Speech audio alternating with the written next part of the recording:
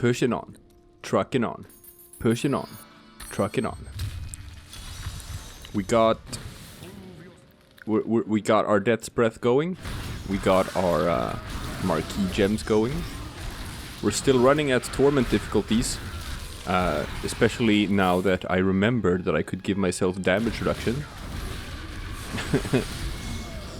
Man, I could have...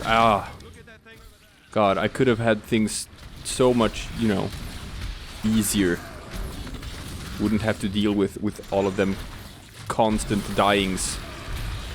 But that's okay. That's okay. That's okay. See?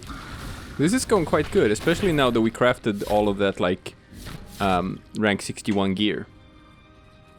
It's more than good enough to just carry us through the final push. I think there's, like, one more tier, where, like, there's some more items you can get at, like, level 66, I think. But it's honestly a bit pointless. You can just go with whatever you find in the field at this point, and otherwise... just the level 61 stuff. It's gonna carry you through. But don't be surprised if, like, already at rank 62 or level 62, don't be surprised if, like, we just find some two-handed legendary weapon here that kind of outperforms the one we got before. Like, because, you know, this is fast. The climb to 70 is fast. I mean, it's a relative term, I guess, because if you look at, I don't know, previous Diablo games, it's super fast. But if you look at, like, just, you know, the number of episodes we've done here, we're getting up to I don't know, episode 10 or something, and every episode is about 20 to 30 minutes long, right? So, we're looking at a bit over 3 hours.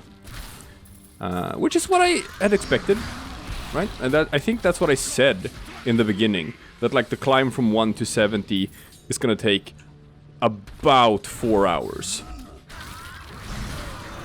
Which is a pretty realistic expectation. And I think that's pretty much where we're at. I think we are looking at about 4 hours. And once you've hit that point,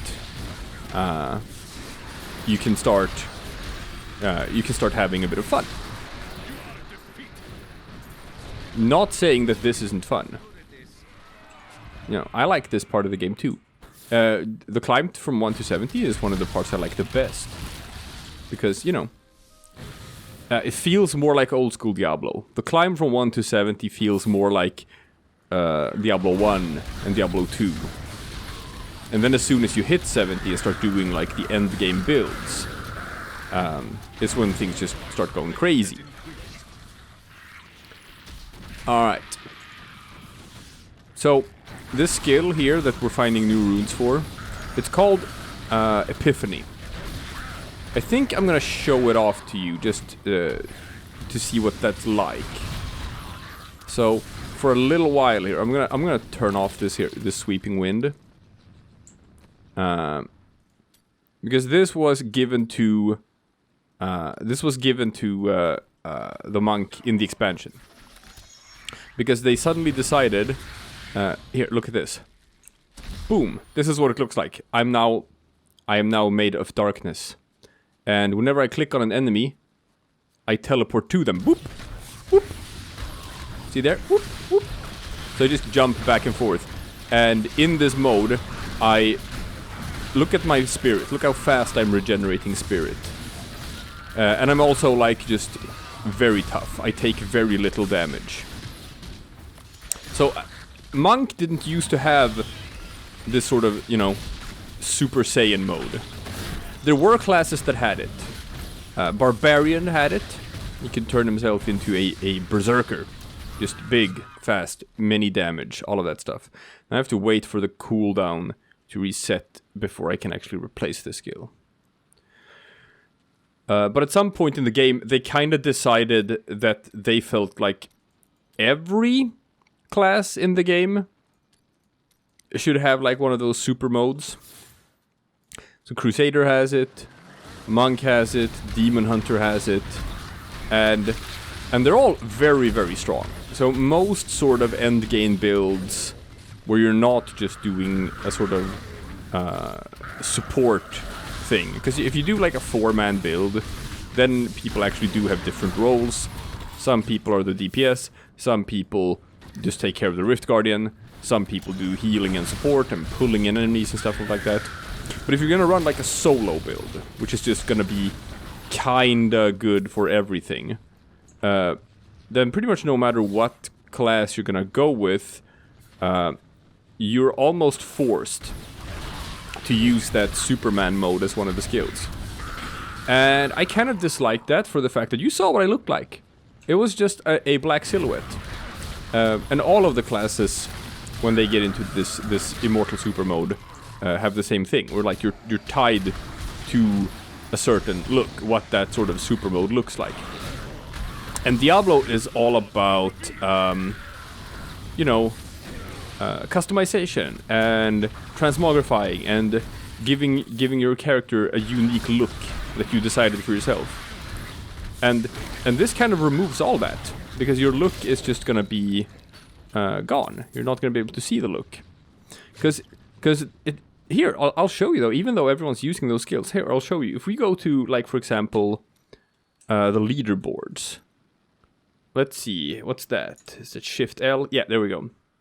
You can go to the leaderboards and look at like the people who have cleared like the highest tiers of whatever, greater rifts. But you can look at them and see what they look like, because everyone has sort of like transmogged their characters to have a certain look, and like everyone looks different. Everyone has their own sort of like style. It's like, I want my character to look like this, and sure, a lot of people just Wukong set, not transmogrified at all, but there's like a bunch of variants here, and that's fun. That's an important part of the game, being able to customize your looks this way. Yeah, a lot of it's super neat. But you can't do that with these god skills or whatever. So I'm actually hoping for Diablo 4 that they don't have those. Just take those out of the game. I think implementing them were a bit of a mistake.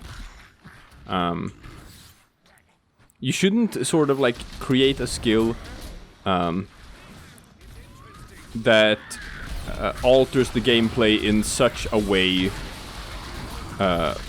where they become sort of mandatory. Or if you do have skills like that, then don't make those skills change the way the character physically looks. I will be unhappy, Blizzard, if you do that. I want to play Fashion Souls. I want to be able to decide for myself what my character is going to look like. If I can't do that, that takes out a bit of the fun of playing Diablo. Just saying. Just saying. You don't have to listen to me, I'm just some dude on the internet. But if you are gonna listen to me, then this is a big one. This is a big one. Alright, so I found a channeling pylon. It takes away cooldowns, it takes away resource costs. So, you know, for 60 seconds I can teleport wherever. That's great. So, let's see if we can find some big clumps of enemies. God. There we go. That's a big clump of enemies. And here's another thing. I don't know if you've noticed this, but in this particular map, there aren't that many enemies. They're kind of few and far between. And personally, I think that's a good thing. Now, obviously, with the way the skills work, it's not very efficient for me to do that, because I can easily take out huge swaths of enemies, where like I can be surrounded by like 50 enemies and stuff, and that's fine. So naturally, since I can do that, because that's the way the game is designed, then that's what I want to do, because that's the most efficient. And if there's like almost no enemies around, then I'm not getting EXP as fast. But when Diablo 3 first came out, the vanilla version, this is what it looked like. It was like pretty sparse everywhere, and you weren't as strong. So every fight was tougher. You had to, you know, you had to actually fight against every enemy you encountered. Not like now, where it's like I'm not even looking at the enemies. I'm looking at density. I'm looking at like the overall concentration of enemies on the screen. I'm not paying attention to any one singular enemy. Because I don't have to. Which, and it's a bit sad. It's a bit sad that it is that way.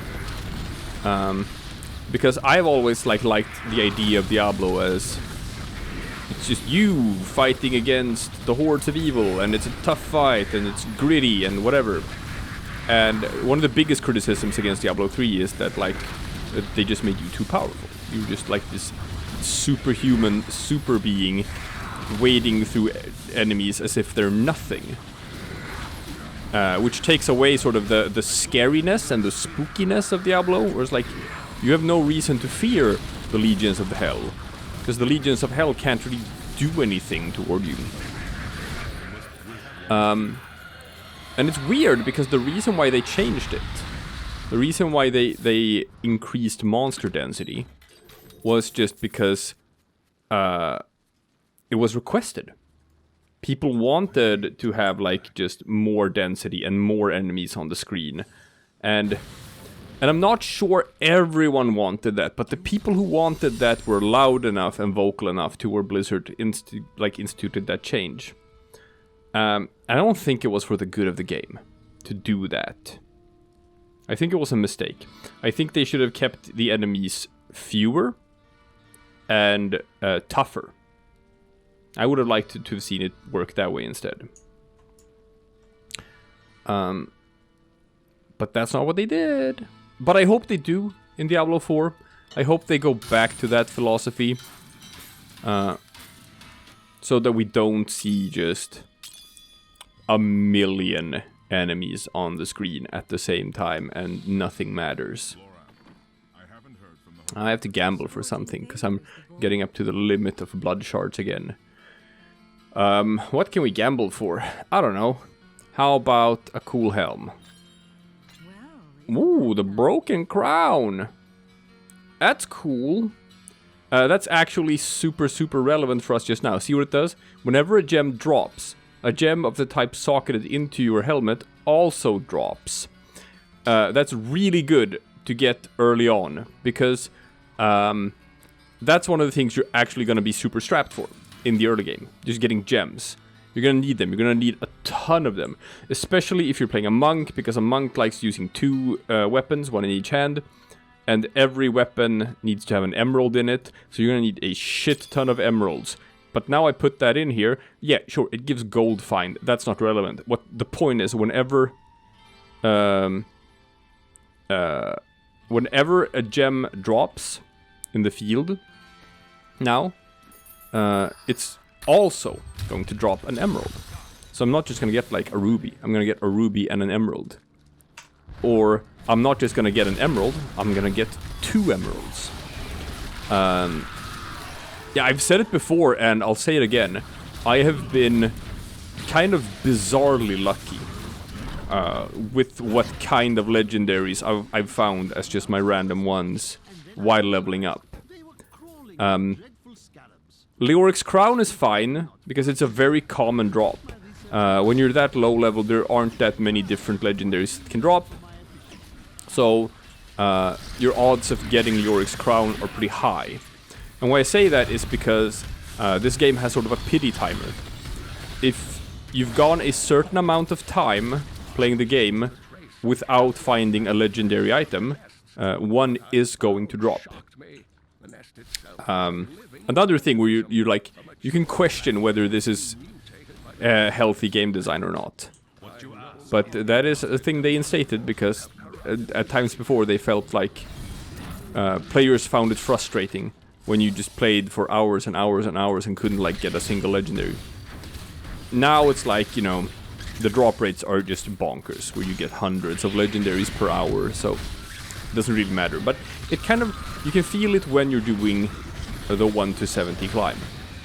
That's where it's noticeable that you do get legendary items in certain time intervals. So that's neat, I guess. It's neat. But the ones I've gotten are kind of bonkers. I gambled and immediately got the loot socks, which is fantastic.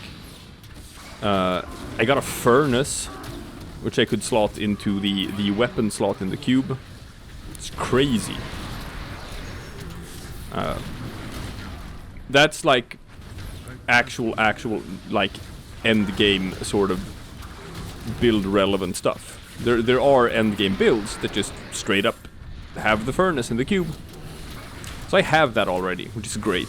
It's especially great for doing what we're doing on this playthrough, which is just the initial seasonal journey to get the pet and the whatnot.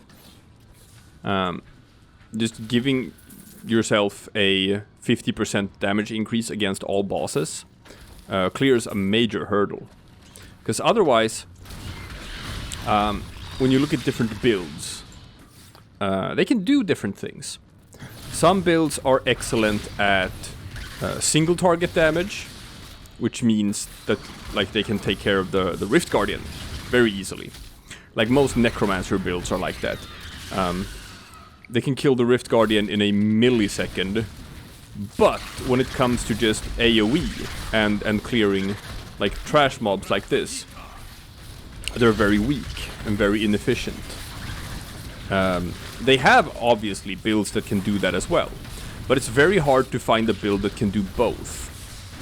It's like either you can do the big AoE things, or you can do single target damage, or you can be tough and tanky and whatnot. But most of the time you're not going to be able to do all three at once. So in that case, obviously finding a weapon like the furnace, which is just 50% increased damage against all bosses and against all elites and all champions, is huge. Because that means you can be focused on just clearing trash mobs and doing big AoE damage, like I'm doing right now with the Sweeping Wind. And I don't actually have any skill which is dedicated to single target damage, if you look at it. My Sweeping Wind, that's AoE damage. My Cyclone Strike, AoE damage. My Generator, AoE damage. All of it. I've just picked skills that lets me clear regular normal enemies very quickly. But now, thanks to the furnace, like these elites and stuff, in some cases, they even die before the regular enemies do, which is fantastic. Absolutely fantastic.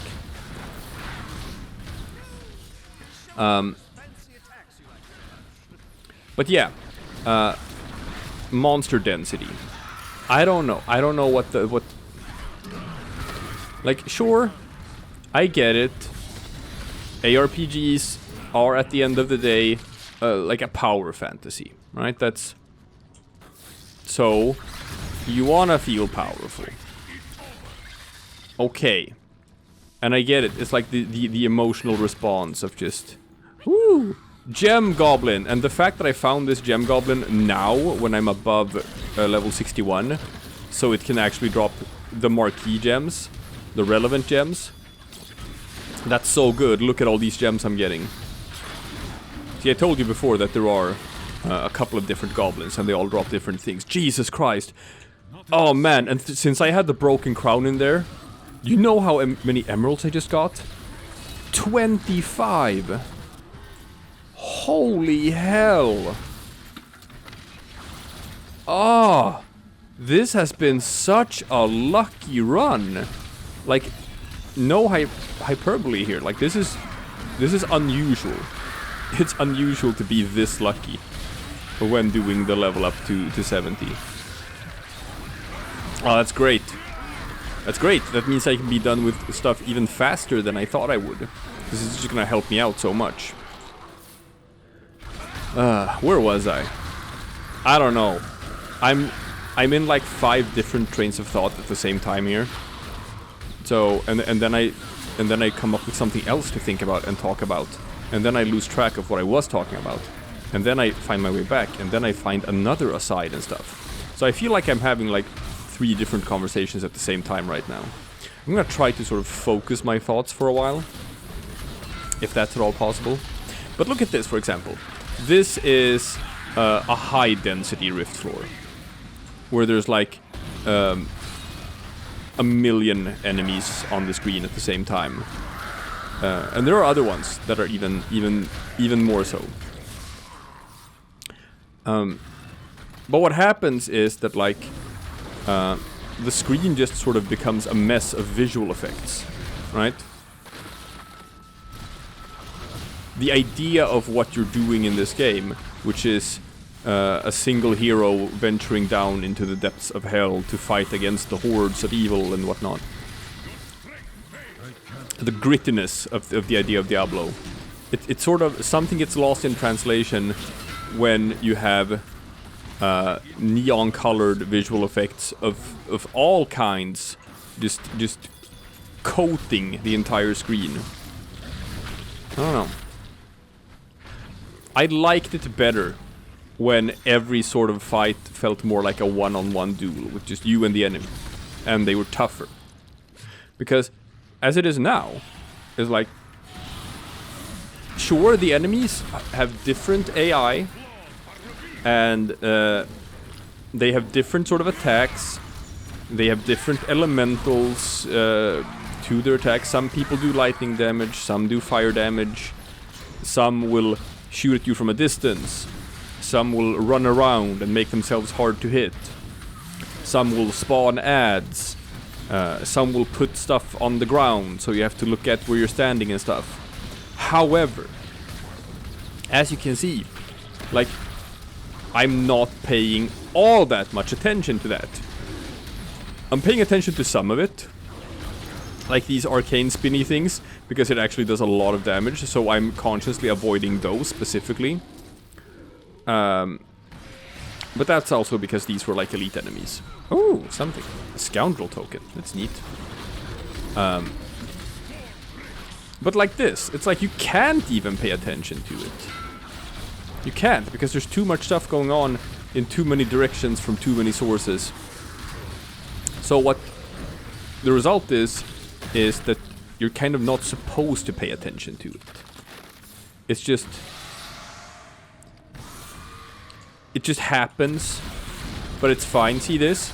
I'm not looking at the enemies. I'm barely even aiming at them. I'm holding down an attack button and I'm spamming a skill button, right? But whatever any individual enemy actually does here is fairly irrelevant. And what that is sort of like waste of design, right? It's kind of a waste of what these enemies can do when you've designed all of these intricate animations and you have all of these ideas for like, this enemy is supposed to behave this way and do this sort of attack. This enemy does this and this. And then none of it really matters. Which is a bit sad. And again, it's not what this game was like when it first came out. And I know that, like, today, the words vanilla Diablo 3 have almost become like a meme. Where people have, through what I am going to say is pure historical revisionism, they have convinced themselves that Diablo 3 at launch was a bad game. And nothing can be further from the truth. Diablo 3 at launch was not a bad game. Diablo 3 at launch was a very good game. I don't know. Yeah, it was flawed. There were things that needed to be improved upon. But the base game was good. It's very fun. And while they have improved on it, while Diablo today, Diablo 3 that is, while Diablo 3 today is a better game than Diablo 3 was at launch, that doesn't mean that every change they did was for the better. Like, for example,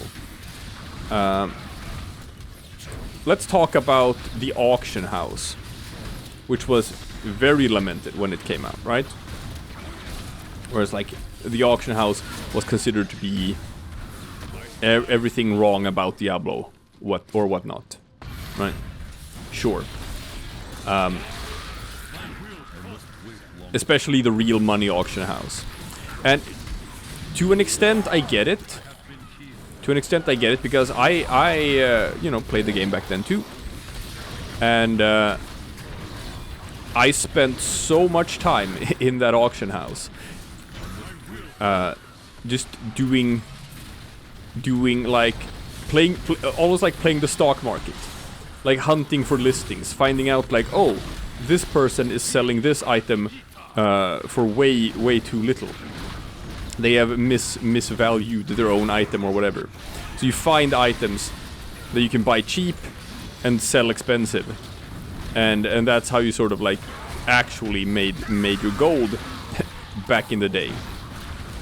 So that was the proper way of playing the game, and I think a lot of people sort of found themselves spending more time flipping items in the auction house than they actually spent, you know, playing the game. And that's obviously a problem. That's not what it's supposed to be like. In that regard, it was good of them to sort of remove the auction house. But okay, fine. They removed the auction house, and then it's like, well, what do you replace it with? And the answer was like nothing. You replace it with nothing. Because Diablo 2 had trading. You trade with other players and stuff. And there were, like, Battle.net was designed around trading. It had a functioning sort of hub for that. But Diablo 3 has a very different sort of multiplayer structure, where it's more designed along like the idea of the social aspects of the game. Everything's supposed to be like fast, like finding a new game is fast, and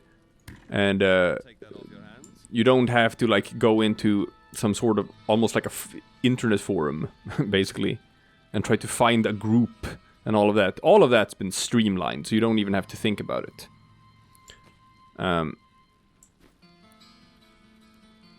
But like, that also means they don't have the infrastructure for trading, because, you know, trading was a lot easier back in Diablo 2.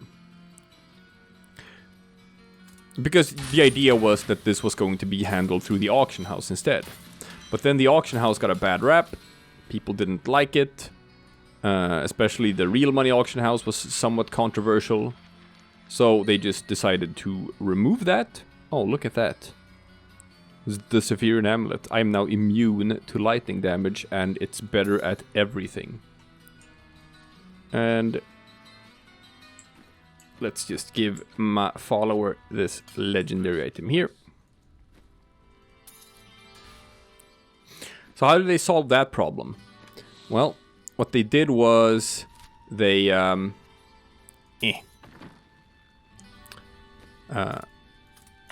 you know, they made items tradable, but only with people who were like sort of in the same game as you when the item dropped.